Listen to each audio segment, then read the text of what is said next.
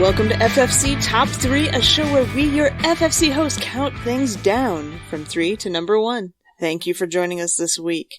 If you have a suggestion, as always, hit us up on Discord, on Twitter, or even email us at focusfirechat@gmail.com.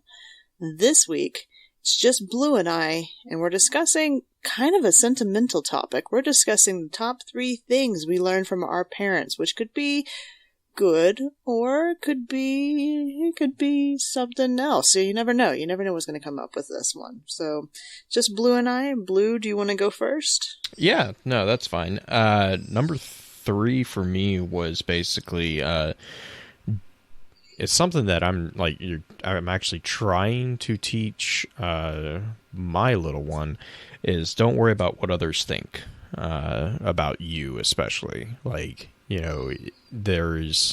don't concern yourself with things that are outside of your control, kind of.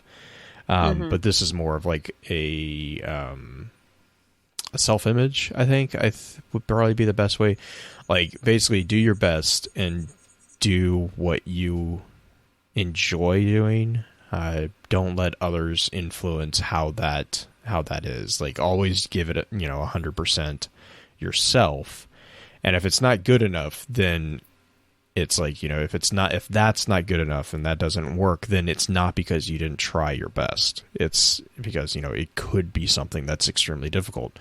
But don't let others influence how much you try, to do something. Either give it your all no matter what. Don't have things. I think that's really hard for anybody to do. Even you don't even have to be young. Like, I know it's something I struggle with sometimes, just because you want to be a positive influence, or just an influence that people enjoy being around, and so the perception of how you are to that other person becomes really easily overly important. Mm-hmm. Yeah, and also, like, the whole, like, I've talked to, like, it's weird because, like, to me, the whole, like, social portrayal thing, like, that's not something that is especially strong in my purview. Like, I don't really have that concern, whereas like my little guy is much more like my wife, and they're much more extroverted. That's like a big source of their sense of self, I guess, would be the best way of saying it. And so, like, to them, that is something that's really important, like how people view it. And to me, it's like, whatever. I don't care. I'm like, I care, but it's not like this driving factor of how I decide things. Right. And so for me, it's also trying to explain this to someone who's extroverted. It's like, I'm like, no, it shouldn't matter. But to them, it's like, but that's the life force. Like, that's like the source of my energy. And I'm like, well, it shouldn't be. I don't know. Like, to me, that's just as like, I don't know. That's an added wrinkle for me, at least. Yeah. Have you figured out a way to try to teach that to him, or is it just kind of the reminder? It's a lot like, I mean, at this stage for him, he's like 6.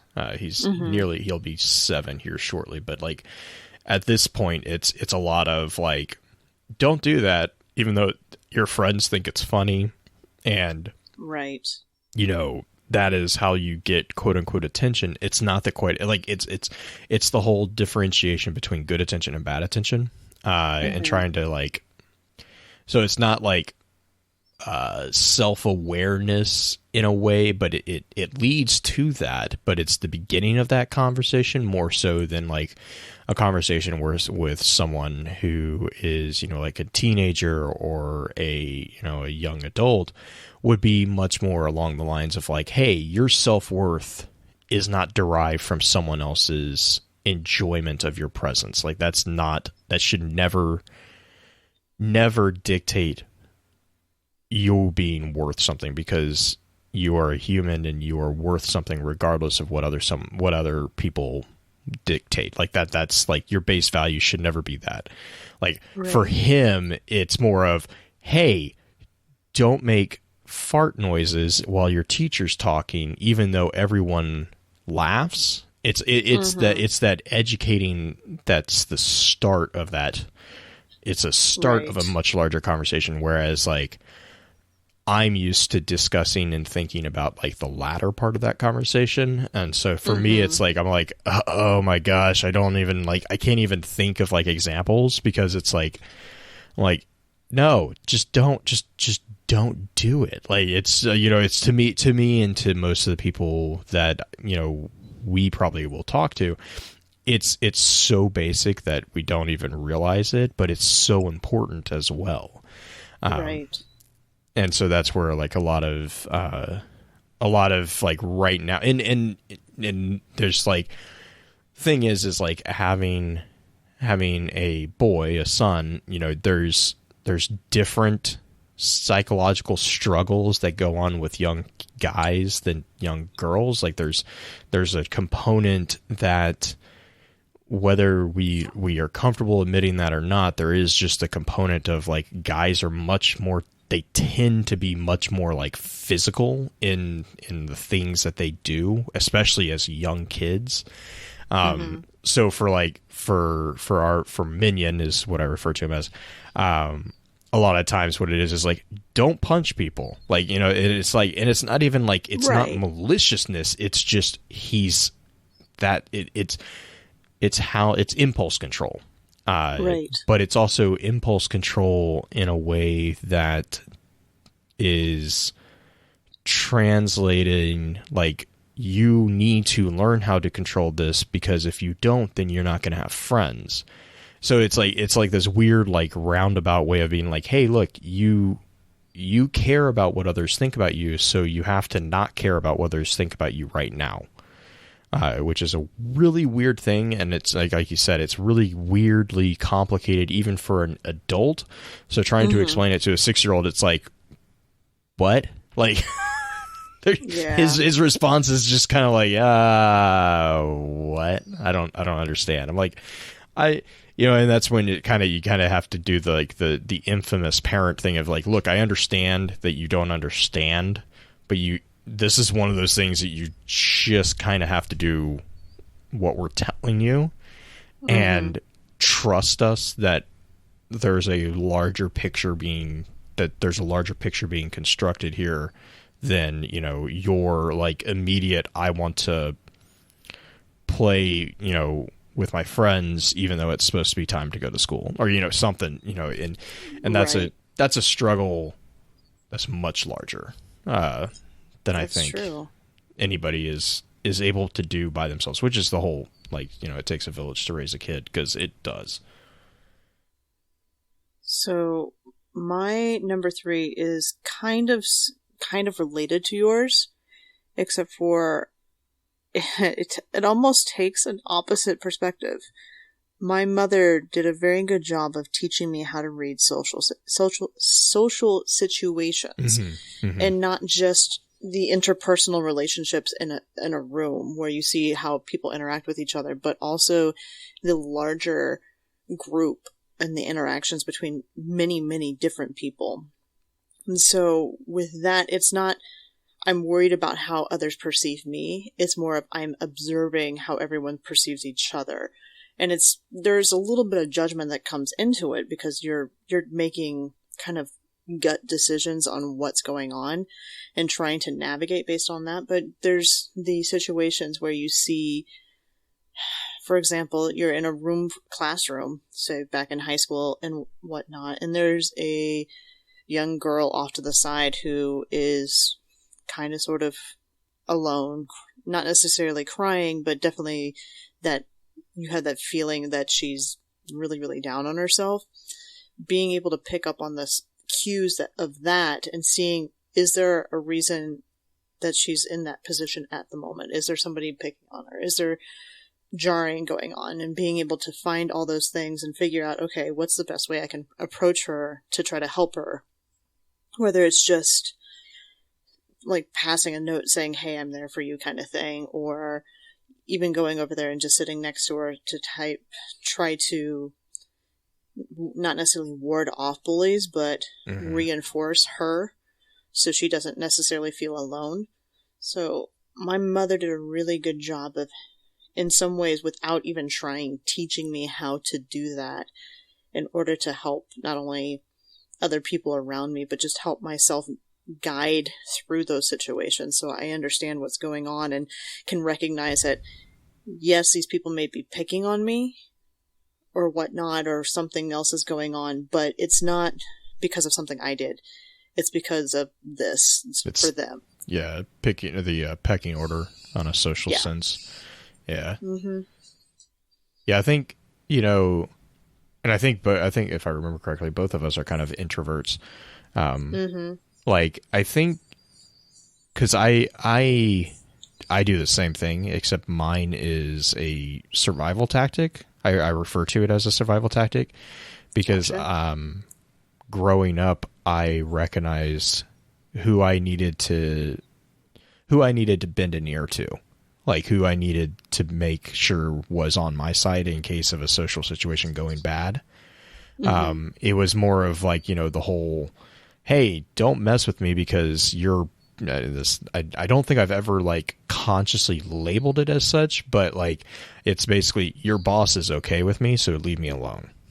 Right. Like, and it was like, and growing up, that was not always a political situation. There was often times where it was like, it was a physical thing where it was like, don't mess with me because you're whatever. In the pecking order, the person who was above them was, friendly with me. So I kind of was able to dodge physical bullying bullets because of that. I don't even know if that's a term, but like, like basically befriend that person and they all leave you alone. Like they might not like you, but they're not going to bug you really. And so like, I think, but I've always kind of found that to be like, I naturally pick up on that. I don't remember ever anyone actually like being like, this is the, because it's one of those things where it's like, right. You don't remember it being actually taught. Yeah, but it was something that like you pick up just it was modeled. Right. Well, yeah. And it's like, and I don't even know if that particular one was, I don't know if I got that from parental figures or if that was just me learning because I went to, public education as a kid in a very large education system. You just kind of pick up on things that it's like, yeah, you really shouldn't have to figure this out as a young kid, but you did. Like, and it was just like, that. And I do think that it's a skill. It's an absolute skill that I think kids should pick up on. Maybe not have the necessity of why you have to pick up on it. Yeah. But it's something that I think is useful, that if you do have that happen or have situations do come up and you know how to navigate through it, it's super useful. And not just agree wholeheartedly, yeah.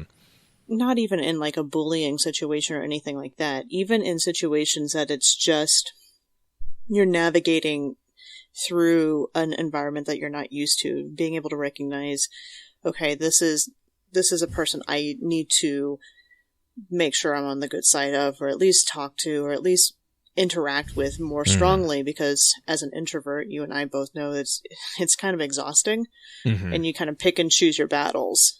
So yeah, that actually ties into my number 2 a bit, is like basically be patient. Things have a really weird way of tending to work themselves out on a large scale, like especially socially. Like I haven't been in really big, and like I know this is a weird thing because it frustrates me. I'm very like my personality is very, I wouldn't say justice oriented, but like my view of things is that what is applicable to one person should be applicable to everyone. Like as far as like, if this person does something and gets in trouble, that should be applied to everybody. Like what's good for the goose is good for the gander. No and like person that is above it, kind of right, thing. Right, yeah. And I like that's like, that is one of my pet peeves, is when whether it's in business or if it's, politics or if it's personal. If I'm in a situation where, hang on real quick, I'm on minion monitoring duty. But like if I'm in a situation where that is being thwarted in some capacity, that like my personality has always, like I've always been that. I get frustrated with that. So from a young age, my parents were, and I'm the oldest sibling. So like justice, air quotes on that, as far as like kids go, is never black and white. Like it never is, because every kid is different.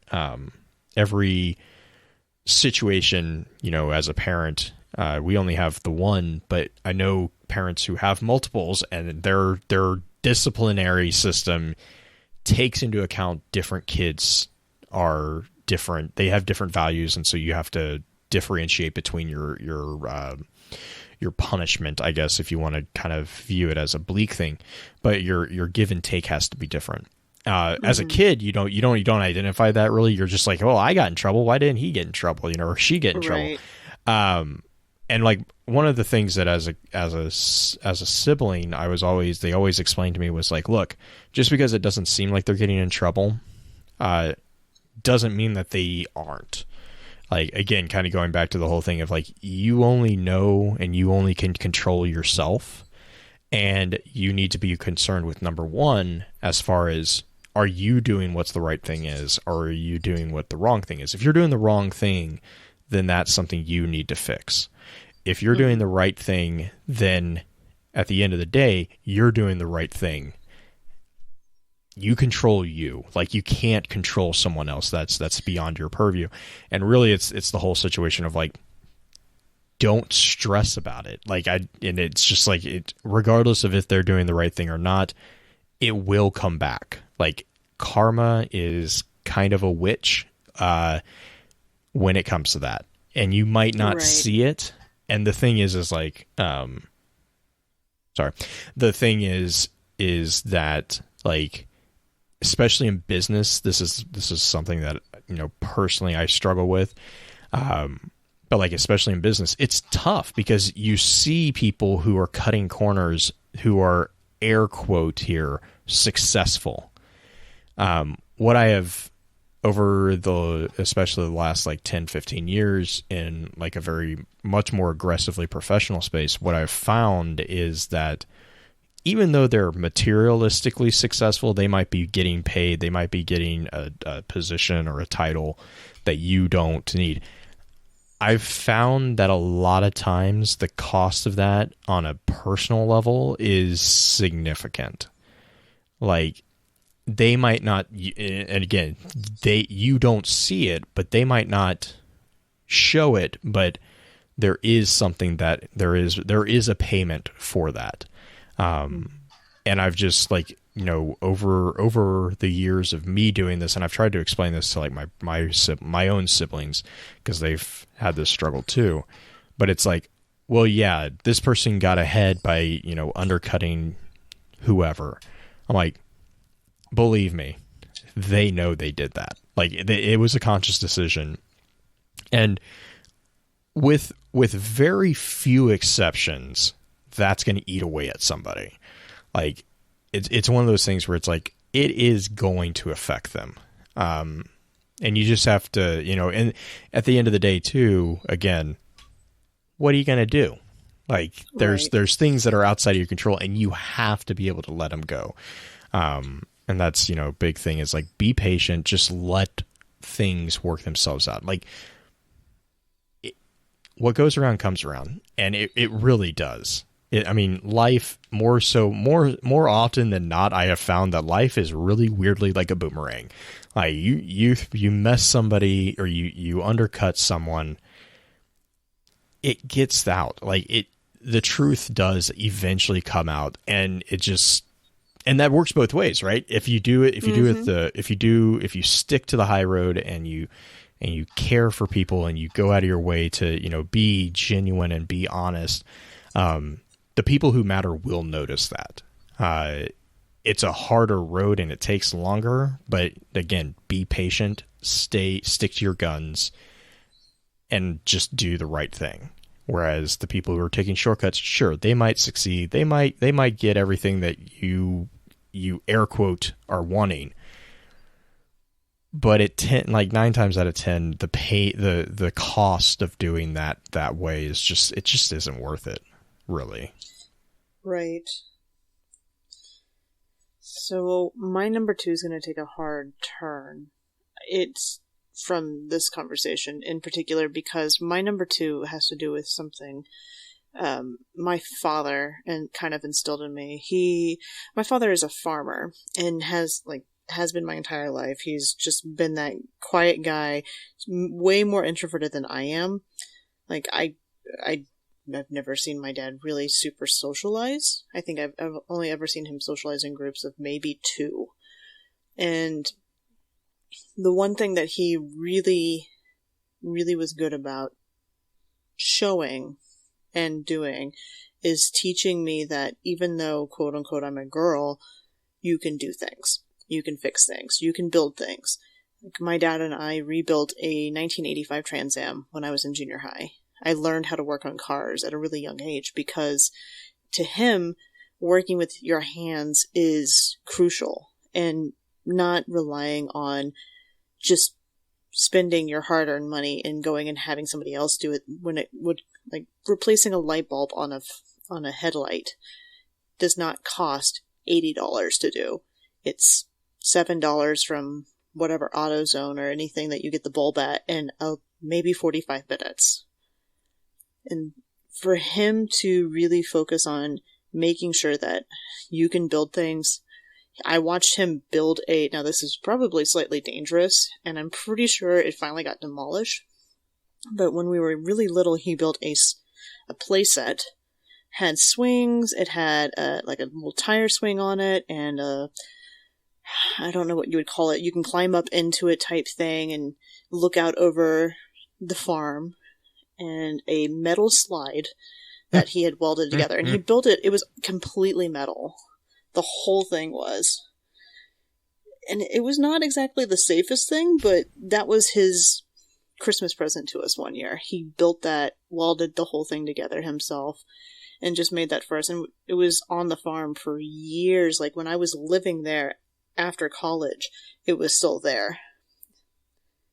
And I think that's important to be able to work on things yourself. Even if you don't know exactly how to do it, know enough to be able to recognize that you may need an expert in it, but also not be afraid to kind of get in there and see what's actually going on, or at least go and ask somebody to see what you can do. But that's me. My dad is still a quiet, hands-on guy. I don't know, Blue. I know you came from a very hands-on family too. Oh yeah, no, that cracks me up because that's a cover. Like I constantly get comments about, because like when I do stuff, I'm like I save everything. Like I'm a borderline hoarder. Like, but the thing is, and my wife like it's a combination for her because she's like, it bugs her. But then I turn around and I use it. Like I actually go out and I'm like, okay, this is, like glass jars is my one of my things. And I have random glass jars everywhere, but they're all being used to store things. Like it's all about organization and like storing things in like random places. And my wife's always being like, she's like, I don't want to like encourage it, but you keep doing things and it works. Like, so it's like, I'm like, all right, whatever. I mean, like, 'cause to me growing up, that's exactly what you did. Like you got something and you used it and you didn't just throw it away. Like, it's not like, even plastic containers, I feel really weird, even today, if I use like a water bottle or something, I feel weird just tossing the water bottle away. I'm like, I could use this to do, blank, blank, blank. Right. I would never do it because I don't need to do it at this point, at this stage in my life. I don't need that component, that like specific component. But like, I know like you can do this and you can do that. You could do this, or that with this item. And to me, it's like, well, I don't need to. So like that's like growing up, that was something that I totally relate to that component, or just learning, or just knowing how to figure it out. Like we never really did cars, because that wasn't just that, we just never really, but we always had horses and, you know, and farm animals and stuff like that. And one of the big things was like, you know, you'd get something, you're like, I don't know, figure it out. And it was like, it was literally just, you just jury rig the hell out of it. And it works. Like it held together and did what it needed to do.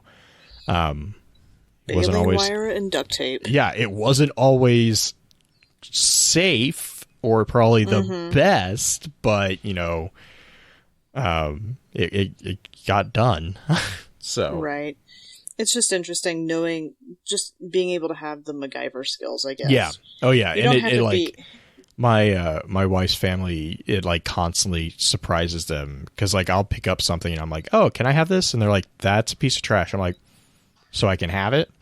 And they're like, yes. I'm like, okay, cool. And I'll go off and I'll come back and they're like, what did you do with it? And I was like, I'm trying to think what the most recent thing was that I did this to. Like I got I'm constantly getting given things from them, because they're like, we don't want it, but we feel weird throwing it away when we know that you will use it for something.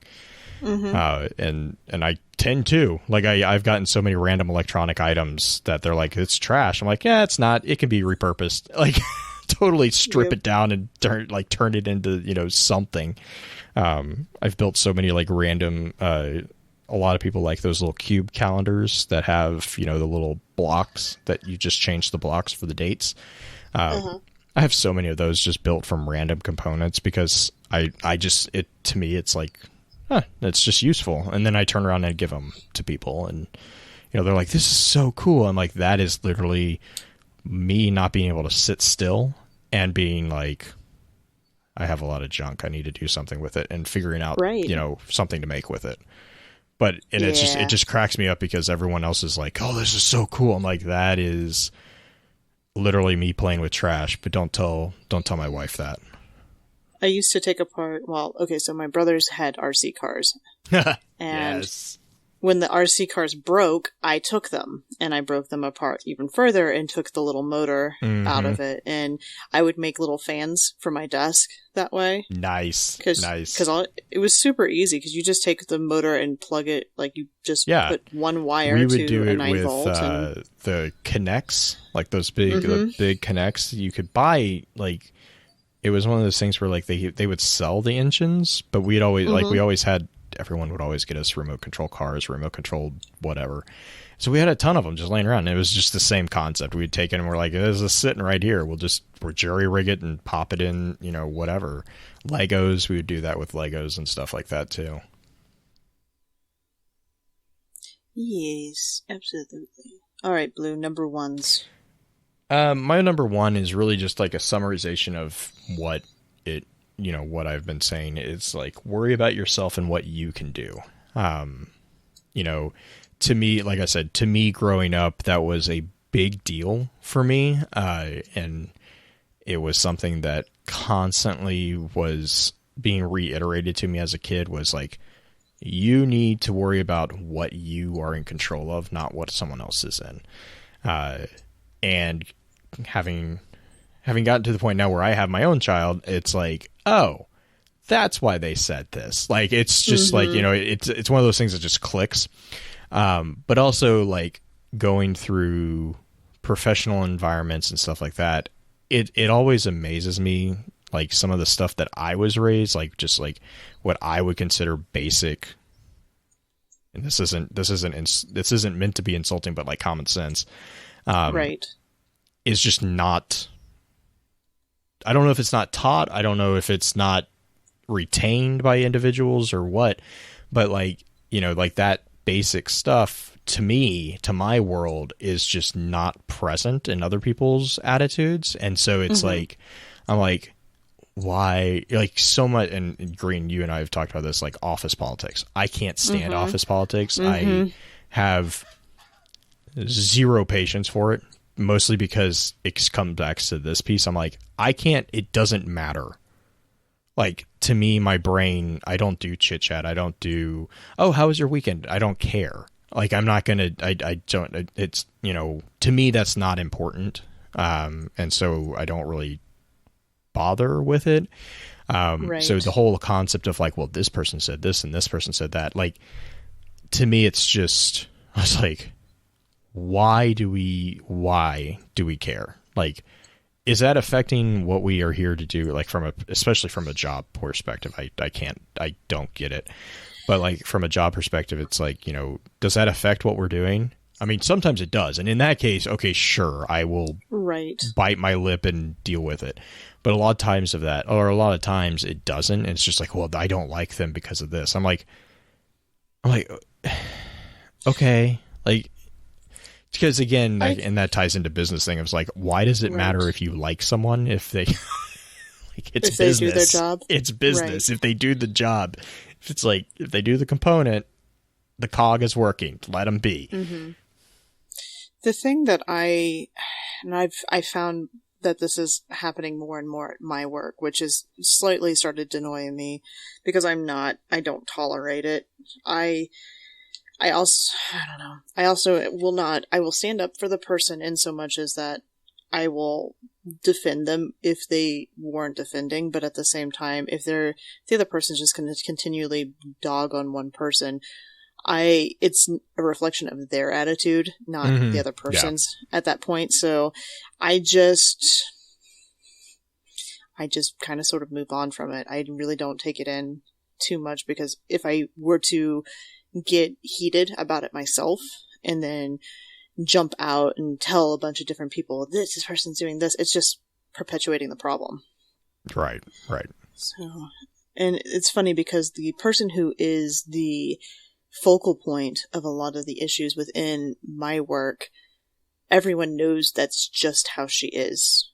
Like that. And it's interesting because the people who do really well and thrive where I work are people who have figured out this is just how she is. You really don't take her seriously. You don't necessarily continue on the conversation or anything like that. You defend people when they need to be defended. But other than that, you just kind of don't give her any ammo. Don't give her any energy for it. Just move on. Mm-hmm. Anyway. So my number one is a twofer. And I know that's kind of cheating, but cheater. I know. They're related though. So one of them is for my mother knowing that it's okay to take a break. And for my father, still continuing to work on something a little bit at a time. So those sound super different, but they're really not. And I know Blue is kind of the same way. We both have a really big habit of putting a lot on our plates. What? No, I never do that. Yeah. Yeah. So the thing is knowing where your limit is, but also knowing that even though you have a bunch on your plate and it feels absolutely overwhelming, if you are able to move forward in whatever you're working on a little bit at a time, it eases a lot of that tension, or at least eases a lot of that pressure, because you're chipping away at it. You may not get it all done at once. Show notes, for example. Doing a show notes a tiny bit each day, or doing something prepping for Twitter a tiny bit each day, makes it a whole lot easier, and I don't have to think about it and be like, oh my gosh, I have to sit down for 3 hours and do show notes, or I have to sit down and do the Twitter post for the next month. I'm planning things out a little bit at a time, and it makes the job not so heavy, and it draws it out to be a lot longer. So my mother taught me to say it's okay to step away for a minute, and my dad taught me that you still need to work a tiny bit each day towards whatever you're working towards. You have to move forward. Even if it's just one step, you have to move forward. So, I don't know. Kind of more sentimental and life lessons, I guess, with this episode, Blue. Mm-hmm. Well, but yeah. I mean, that is, yeah. Yes. Yeah. Is there anything that your parents taught you that would not necessarily be a positive? Because we've gone completely positive in our But rounds. I Yes. Yeah, me too. But here's the thing: is like, people, everyone's human, and so as much as there are non-positive things, it's I have to, I don't know, I have to think that people do the best that they can. I think it was probably about the most that I will say on that topic, especially on a podcast that's going to get published publicly. Right. I think that's just out of respect for them. Right. I think the realization for me is realizing that even though my parents are adults, that doesn't necessarily mean that they are the absolute, like they're perfect. Right. That's not the case. And no when one I is finally, perfect, right? Right.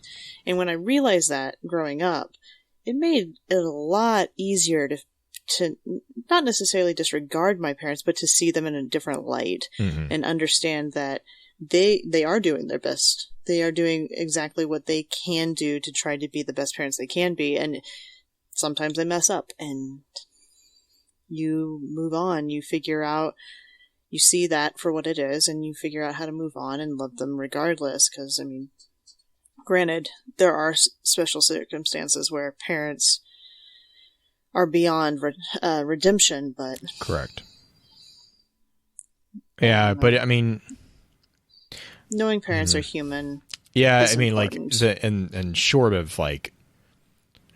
severe situations, right. which I mean, short of some severe situations, I think there's a lot of times where, kind of taking and that's kind of a reason I took the 3 that I wanted to talk about tonight, was because that actually is applicable towards your relationship with your parents. Is like, look, control you. You know what the right thing to do is, regardless of, even if your parent is the one that you're having to apply this to.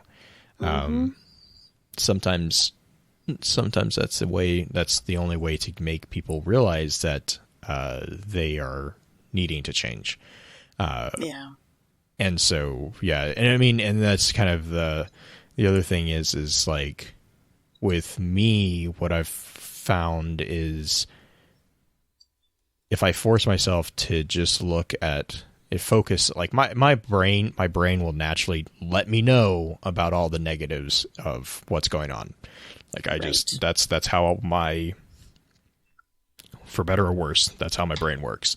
So consciously, what I try to do is I try to make myself look at the silver lining of the cloud, of the thunderhead, because believe me, I know that there's a thunderstorm. Like, I know there's a thunderhead there, believe me. But what I do is, if I consciously force myself to be like, okay, let's learn from this experience instead of just revel in the pain. Because when you do that, you grow, and you can get yourself out of a large majority of situations. Not all of them, but a large majority of situations, you can actually learn how to get out of them if you do it that way. Whereas if you just let the negativity overwhelm you, it paralyzes you. Emotional train. It paralyzes you, and it perpetuates the situation. I have found for my situations, like, I will say, though, it's difficult to remove yourself from the emotional roller coaster that often starts. Yes, if you don't have practice at it. And if you do have practice, that's one of the things about a negative aspect is practice. Yes, I have that. Yeah, I think it's interesting, just the perspectives that you and I both use, because we're very similar in a lot of ways, from the introvertedness, our own personal lives and everything. But there's I'm sure, tons of different perspectives out there. And that's kind of what I want to post to you guys, the listeners, is if you have a way to contact us with your top 3 messages or lessons you learned from your parents, shoot those over to us, because it's really interesting to see everybody else's perspective. Blue and I are fairly similar because we both grew up in the Midwest and have families that function very similarly. Although I'm sure Blue and I have very, very different childhoods in many ways. But I kind of want to see what everybody else would list as their number 3, 2, 1 on their list, because we're all different. Mm-hmm. It's a nice little social experiment there. But I think that is going to wrap up our top 3 this week. A little bit more sentimental rather than just kind of silly and fun. But thank you guys for listening. Thank you guys for joining us this week. And remember, everybody loves a list.